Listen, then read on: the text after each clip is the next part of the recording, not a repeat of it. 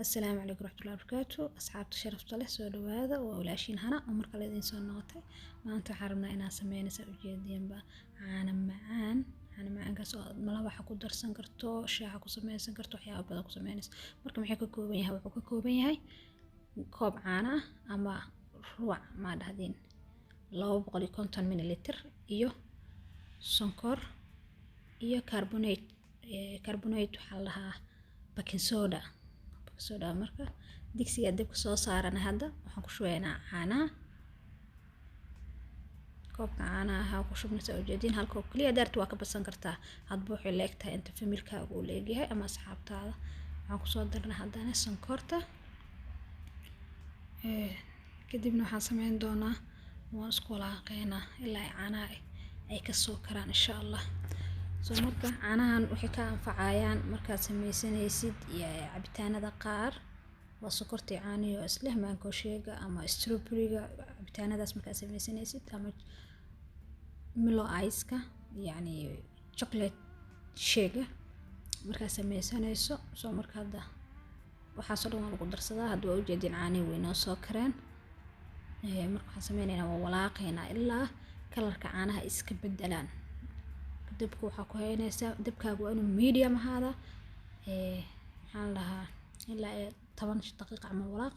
hadda u jeedin caanihi saanay noqdeen kalarkii yellow soo noqday soo marka sokorta markay caanaha way gursanayaan maxaan lahaa caramel kalar camal yeelanayo u jeedin marka sokorta ay yeelayso hadda waxa ku darsanaynaa haduu ilaahay idmo si fiican u walaaqaynaa horta si fiican markaan walaaqno kadib waxaan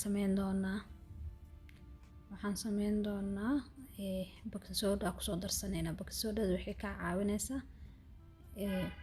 caanahaaga inay isku